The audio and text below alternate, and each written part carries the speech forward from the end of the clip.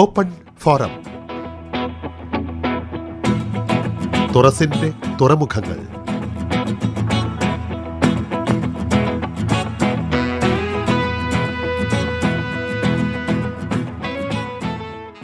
ഈ വായന എത്ര പ്രധാനപ്പെട്ട ഒരു കാര്യമാണ് ഓരോരുത്തരുടെ ജീവിതത്തിലുമെന്ന് ഓരോ വായനാ ദിനത്തിലും സന്ദേശമായിട്ട് കൊടുക്കുമ്പം പറയാറുണ്ട്. അതൊന്നും വെറും വാക്കുകളല്ല. അത് ഞാൻ ഏത് സന്ദേശം കൊടുക്കുമ്പോഴും അതിൽ അത്രയും വിശ്വസിച്ച് പറയുന്ന ഒരു കാര്യമാണ് വായനയെ സംബന്ധിച്ച് പറയുമ്പോൾ പ്രത്യേകിച്ചും. കാരണം വായനയ്ക്ക് എൻ്റെ ജീവിതത്തിൽ വളരെ നിർണായകമായിട്ടുള്ള ഒരു റോൾ ഉണ്ടായിരുന്നു.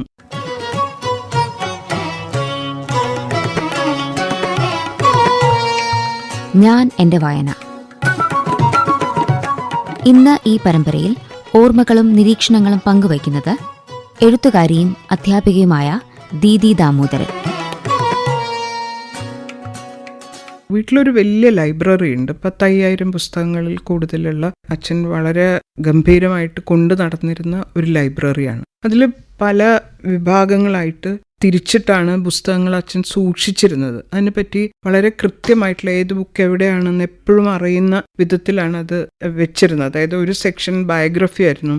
അച്ഛന് ഹിസ്റ്ററി ഭയങ്കര ഒബ്സഷനായിരുന്നു. അതുകൊണ്ട് ഹിസ്റ്ററി കണക്റ്റഡ് ആയിട്ട് പ്രത്യേകിച്ച് വേൾഡ് വാറിൻ്റെ മാത്രം, first world war and second world വാറിന് 2 ഷെൽഫുകളിലായിട്ടാണ് അതിനോട് കണക്റ്റഡ് ആയിട്ടുള്ള ലിറ്ററേച്ചർ ഉണ്ടായിരുന്നത്. അപ്പം വായിച്ചു തുടങ്ങിയ കാലത്ത് അച്ഛനോടൊരു മത്സരമായിരുന്നു. ഒരു ദിവസം അച്ഛൻ എത്ര പേജ് വായിച്ചു തീർക്കാൻ പറ്റും, വേണമെങ്കിൽ എനിക്ക് അതിനേക്കാളും കൂടുതൽ പേജ് വായിക്കണമെന്ന് വിചാരിക്കുകയും എപ്പോഴും ഞാൻ തോറ്റുപോവുകയും ഉണ്ടായത്. അച്ഛൻ്റെ പുസ്തകങ്ങൾ അച്ഛൻ പോയതിന് ശേഷം തിരിച്ചു കൊടുക്കാൻ പല ലൈബ്രറികളും ആവശ്യപ്പെട്ട് വന്നപ്പോൾ കുറച്ചു കാലം അത് കൊടുക്കാൻ ബുദ്ധിമുട്ടായിരുന്നു. കാരണം അച്ഛൻ അതിൻ്റെ സൈഡിൽ പെൻസിലും ഉണ്ട്, വളരെ ചെറുതായിട്ട് വൃത്തിയായിട്ട് എഴുതി വെച്ച നോട്ട്സ് ഉണ്ടായിരുന്നു. അപ്പോൾ അതുകൊണ്ട് ഒരു പേഴ്സണൽ ടച്ച് ഉള്ളത് കൊണ്ട് ആ പുസ്തകങ്ങളൊക്കെ കൈയൊഴിയാൻ വലിയ ബുദ്ധിമുട്ടായിരുന്നു. പിന്നെ അവസാനം എല്ലാ പുസ്തകങ്ങളും നമ്മൾ ലൈബ്രറികൾക്കായിട്ട് കൊടുക്കുകയാണ് ചെയ്തത്. എൻ്റെ ഒരു റീഡിങ്ങിൻ്റെ ഒരു തുടക്കകാലം എന്ന് പറയുന്നത് ഈ ബയോഗ്രഫീസാണ്. എസ്പെഷ്യലി വളരെ ഇൻട്രസ്റ്റിംഗ് ആയിട്ടുള്ള പല ബയോഗ്രഫികൾ ഉണ്ടായിരുന്നു. എനിക്ക് കൂടുതൽ ഇഷ്ടമുണ്ടായിരുന്നത് സ്ത്രീകൾ അവരുടെ ആത്മകഥകൾ എഴുതിയിട്ടുള്ള, എസ്പെഷ്യലി മറ്റേ ബേനസീർ ഭൂട്ടോൻ്റെ ഡോട്ടർ ഓഫ് ദി ഈസ്റ്റ് ഉണ്ടായിരുന്നു. എനിക്ക് ആ ബുക്ക് ഭയങ്കര ഇഷ്ടമായിരുന്നു. ഞാൻ എൻ്റെ അടുത്തന്നെ കൊണ്ട് നടക്കുമായിരുന്നു. പിന്നെ കിരൺ ബേദി ഉണ്ടായിരുന്നു, ഐ ഡെയർ.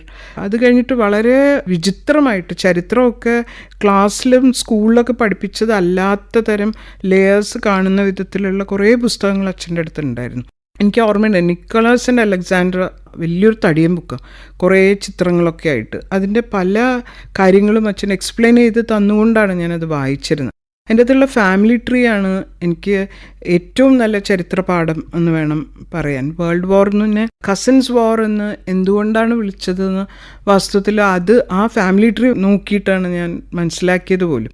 എല്ലാത്തിൻ്റെയും ഒരു അണ്ടർസ്റ്റാൻഡിങ് ഭയങ്കര വ്യത്യാസം ഉണ്ടായിരുന്നു ഈ പുസ്തകങ്ങളിൽ കൂടെ കടക്കുമ്പം. അത് ടെക്സ്റ്റ് ബുക്കിൽ വിട്ടുപോകുന്ന ഈ എക്സ്ട്രാ ടെക്സ്റ്റുവൽ എന്ന് പറയുന്ന എല്ലാ എലിമെൻറ്റും ആ സമയത്ത് വായനയിൽ കൂടെയാണ് കിട്ടിയിരുന്നത്. മെർലിൻ മൺട്രോവിൻ്റെ ലൈഫ് ഉണ്ടായിരുന്നു, the goddess, the secret life of Merlin Munro. അതുപോലെ ഇൻട്രസ്റ്റിംഗ് ആയിട്ടുള്ള ഒരു ആത്മകഥ വേറെ ഞാൻ ശരിക്കും, അത് ആക്ച്വലി ആത്മകഥയല്ല, ബയോഗ്രഫിയാണ്. ഞാൻ വായിക്കുന്ന കാലത്ത് അത് അത്ര കോമൺ ആയിരുന്നില്ല. ലിറ്ററേച്ചറിലേക്ക് ഉണ്ടാവുന്ന ഒരു കാര്യം, അച്ഛൻ്റെ ഒരു ഫേവററ്റ് നോവലായിരുന്നു വൂത്തറിങ് ഹൈറ്റ്സ്. അച്ഛനെ അറിയാവുന്ന ഒരു ഹീത്ത്ക്ലിഫ് ആൻഡ് കാത്തറിൻ പോലത്തെ ഒരു കപ്പിളിനെ പറ്റി എന്നും പറയും. അവരുടെ പ്രണയം ഇതേപോലെയാണ് എന്ന് പറഞ്ഞിട്ട് എനിക്ക് തോന്നുന്നു വൂത്തറിങ് ഹൈറ്റ്സ് എനിക്ക് 10th സ്റ്റാൻഡേർഡിൻ്റെ വെക്കേഷനിലാണ് ഞാൻ ആദ്യമായിട്ട് വായിക്കുന്നത്. അതിൻ്റെ ഡെപ്തൊക്കെ മനസ്സിലാവുന്നത് പിന്നെയും അത് കാലം കഴിഞ്ഞിട്ട് പിന്നെയും വായിക്കുകയും പിന്നെ PGക്ക് മറ്റോ പഠിക്കുമ്പോൾ അത് പ്രിസ്ക്രൈബ് ടെക്സ്റ്റ് ആവുകയൊക്കെ ചെയ്തപ്പോഴാണ് അതിൻ്റെ മറ്റ് ലെയേഴ്സൊക്കെ മനസ്സിലായത്. പക്ഷെ അന്നേ അതെനിക്ക് ഭയങ്കര ഇൻട്രസ്റ്റിംഗ് ആയിട്ട് തോന്നിയിട്ടുള്ള ഒരു നോവലായിരുന്നു. പിന്നെ എനിക്ക് തോന്നുന്നു എനിക്കൊരു ബർത്ത്ഡേക്ക് അച്ഛൻ തന്ന ഒരു നോവലുണ്ടായിരുന്നു. ആക്ച്വലി അത് ചെറിയ നോവലിറ്റാ, bridges of the Madison county. അന്നത് അത്ര ആവേശമൊന്നും തോന്നിയില്ല വായിച്ചപ്പം. ഇൻട്രസ്റ്റിംഗ് ആയിരുന്നു. പക്ഷേ കുറേ കഴിഞ്ഞിട്ട് എൻ്റെ സിനിമ കണ്ടപ്പോൾ ക്ലിൻ്റ് ഈസ്റ്റ്വുഡിനെ പൊതുവേ ഇഷ്ടമാണെങ്കിൽ പോലും എനിക്ക് ബ്രിഡ്ജസ് ഓഫ് ദ മാഡിസൺ കൗണ്ടിയിലെ നോവലിലാണ് അതിന് ഒരുപാട് ഡെപ്ത് ഉണ്ടായിരുന്നത്. സിനിമയ്ക്ക് അതിൻ്റെ ലിമിറ്റേഷൻ ഉണ്ടെന്ന് തോന്നിയത് അത് കുറേ കാലം കഴിഞ്ഞിട്ടാണ് ഞാൻ അതിൻ്റെ ഫിലിം വേർഷൻ കാണുന്നത്. പിന്നെ എല്ലാ അമേരിക്കൻ ഫിക്ഷൻ എപ്പോഴും അച്ഛൻ മദ്രാസിന് വരുമ്പോൾ പെട്ടിയിലുണ്ടാവും. ജെഫ്രി ആർച്ചറും സിഡ്നി ഷെൽഡനും അതൊക്കെ ആ കാലത്ത് ഞാൻ വളരെ ആവേശത്തോടെ ഫോളോ ചെയ്തിരുന്നായിരുന്നു. സിഡ്നി ഷെൽഡൻ്റെ അടുത്ത നോവൽ വെയിറ്റ് ചെയ്യും, അതിൻ്റെ ഫിലിം എങ്ങനെയാണ് എപ്പോഴാണ് റിലീസാവുന്നത് നോക്കി നിൽക്കും. അത് കഴിഞ്ഞിട്ട് പിന്നെ എനിക്കൊന്ന് ഫിലോസഫിയിലേക്കുള്ള അച്ഛൻ്റെ പല പല കമ്പാർട്ട്മെൻറ്റ്സ് ആയിരുന്നു ലൈബ്രറിയിൽ. അതിൽ സാത്രിനെ, കാമ്യൂനെ, ജെനയാണ് ഞാൻ പിന്നീട് എംഫിലിന് എൻ്റെ ഡെസർട്ടേഷൻ പോലും ജെനയെ ബേസ് ചെയ്തിട്ടായിരുന്നു. ജെന അത്ര കോമണും അത്ര പ്ലസൻറ്റും ആൾക്കാരെ ആക്സെപ്റ്റബിലിറ്റി തീരെ കുറഞ്ഞ ഒരു റൈറ്ററായിരുന്നു. പക്ഷേ ജെനയെ എനിക്ക് അച്ഛൻ പറഞ്ഞു തന്നിട്ടുള്ള ഒരു പരിചയം കൊണ്ട് എനിക്ക് ജെനയെ ഒരു ബുദ്ധിമുട്ടേ ഉണ്ടായിരുന്നില്ല അത് ഓപ്റ്റ് ചെയ്യുമ്പോൾ. ഈ തരം റീഡിങ് അല്ലാതെ അച്ഛന് പൊതുവേ പിന്നെ drama, Arthur Miller, especially Arthur മില്ലറിൻ്റെയൊക്കെ എല്ലാ നാടകങ്ങൾ വായിക്കാനും പറ്റും നാടകങ്ങൾ എന്നൊക്കെ എനിക്ക് തോന്നിയത് ആ സമയത്താണ്. പക്ഷേ ഇതിന് പാരലായിട്ട് ഇത്തരം ഇൻഫ്ലുവൻസസ് ഒക്കെ അച്ഛൻ്റെ ഭാഗത്തുനിന്ന് ഉണ്ടാവുമ്പോൾ തന്നെ പിന്നെ അച്ഛൻ പുതിയ പുസ്തകങ്ങൾ നമ്മൾ വായിച്ചിട്ടില്ലെങ്കിൽ അച്ഛൻ നമ്മൾ ബിലിറ്റിലെയും പരിഹസിക്കും. പുസ്തകങ്ങൾ ഞാനൊന്ന് തൊട്ടുപോലും നോക്കിയിട്ടില്ല എന്നൊക്കെ അച്ഛൻ പലപ്പോഴും പരിഹാസത്തോടെ പറയുമായിരുന്നു. അതൊരു ചാലഞ്ച് തന്നെയായിരുന്നു.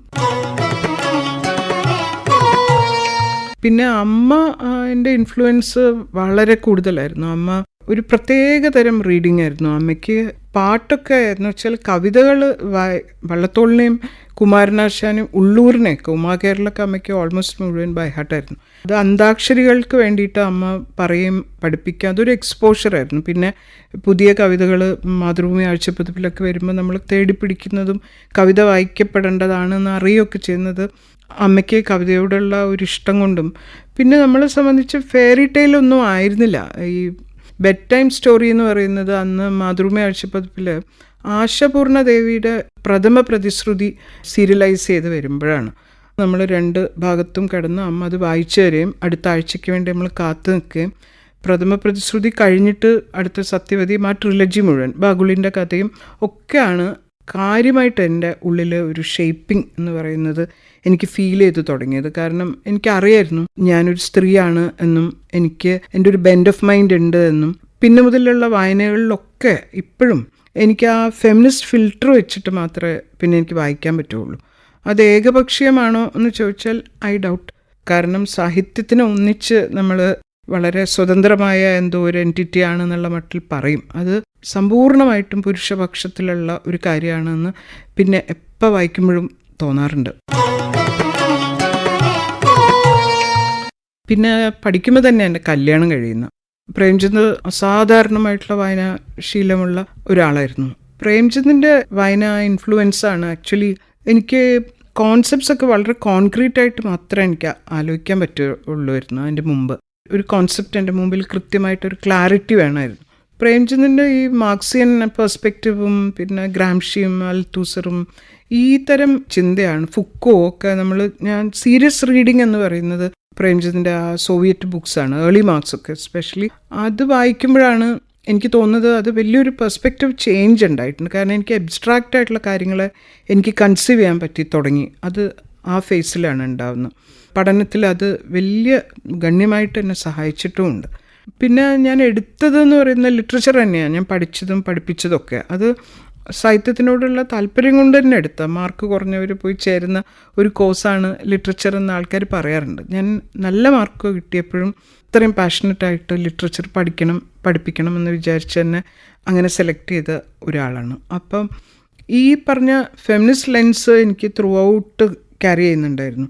അത് ക്യാരി ചെയ്ത് നോക്കുകയാണെങ്കിൽ എനിക്ക് ആദ്യം ഇപ്പം ചെക്കോവിൻ്റെ വലിയ കളക്ഷൻസ് ഉണ്ടായിരുന്നു വീട്ടിൽ. അപ്പോൾ ചെക്കോവിൻ്റെ മിസറി എന്ന് പറഞ്ഞ ഒരു ഷോർട്ട് സ്റ്റോറിയിൽ വലിയ ഗംഭീരമായിട്ട് അത് ഘോഷിക്കപ്പെട്ടിട്ടുള്ള ഒരു ഷോർട്ട് സ്റ്റോറിയാണ്. പക്ഷേ എനിക്ക് എൻ്റെ ഉള്ളിൽ നമ്മൾ ശ്രദ്ധിക്കപ്പെടാതെ പോകുന്ന ഒരു ലൈനുണ്ട്.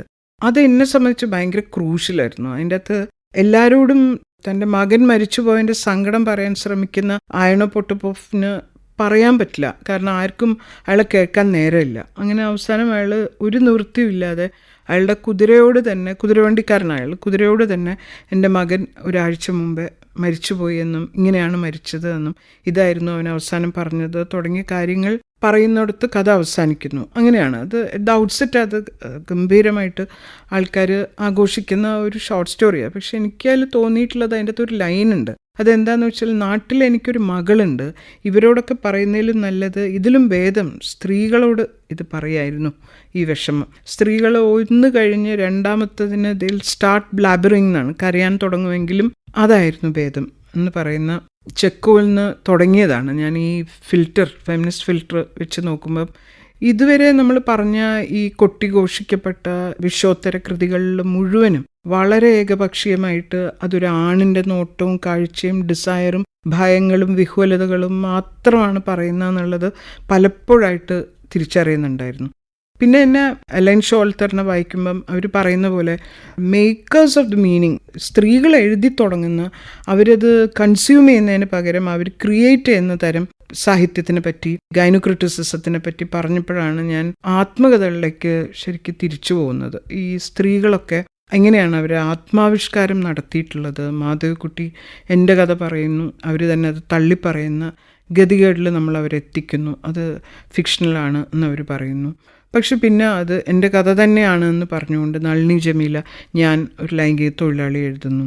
എൻ്റെ വായന മോസ്റ്റ്ലി അത്തരം പുസ്തകങ്ങളിലേക്കായിരുന്നു. അരുന്ധതി റോയ് എൻ്റെ ഓൾ ടൈം ഫേവററ്റാണ്. അവരവരുടെ ഡയറിയിൽ എഴുതി വെച്ചത് അന്ന് ചെറിയ കുട്ടിയായിരുന്ന മകൾ മനസ്സിലാക്കിയിരുന്നു എന്ന് ഞാൻ അറിയുന്നത് അവൾ ആ നോവൽ എഴുതിയപ്പോഴാണ് എന്ന് പറഞ്ഞിട്ട് ഡയറിയിൽ അന്ന് അവരെഴുതി കുറിച്ച് വെച്ചിരുന്നത് എനിക്ക് മെയിലായിട്ട് അയച്ചു തന്നിരുന്നു. അതുതന്നെയാണ് ഗോഡ് ഓഫ് സ്മോൾ തിങ്സിൽ എപ്പിയർ ചെയ്യുന്നതും.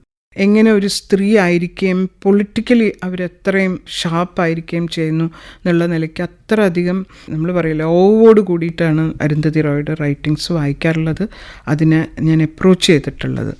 ഇവിടെ നിന്നുകൊണ്ട് ബൈബിള് പോലെ നമ്മൾ കൊണ്ട് നടക്കുന്ന സെക്കൻഡ് സെക്സ് എത്ര തവണ സിമന്ത് പൗറിനെ വായിച്ചാലും പുതിയ അർത്ഥങ്ങളും എത്ര ശരിയാണ് ഒരു സ്ത്രീ ജീവിതത്തിൽ അവരത് പറഞ്ഞിട്ടുള്ളത്. എന്തൊരു പ്രോവേർബിയലാണ് പല കാര്യങ്ങളും എന്ന് തോന്നുന്ന.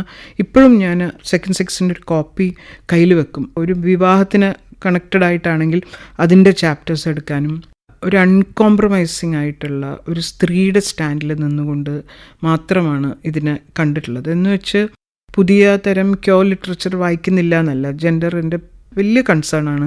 അത്തരം സാഹിത്യങ്ങളൊക്കെ വളരെ ക്യൂരിയോസിറ്റിയോടുകൂടെ പുതിയ എഴുത്തുകാരെ ഒക്കെ അപ്രോച്ച് ചെയ്യാറുണ്ട്. പക്ഷേ നേരത്തെ ഞാൻ പറഞ്ഞ ബൈ ഡിഫോൾട്ട് നമുക്കിങ്ങനെ ഇതുണ്ട്, ഒരു ഫിൽറ്റർ ഉണ്ട്, ഫെമിനിസ്റ്റ് ഫിൽറ്റർ വെച്ചിട്ട് മാത്രമേ സാഹിത്യകൃതികളെ അപ്രോച്ച് ചെയ്യാറുള്ളൂ.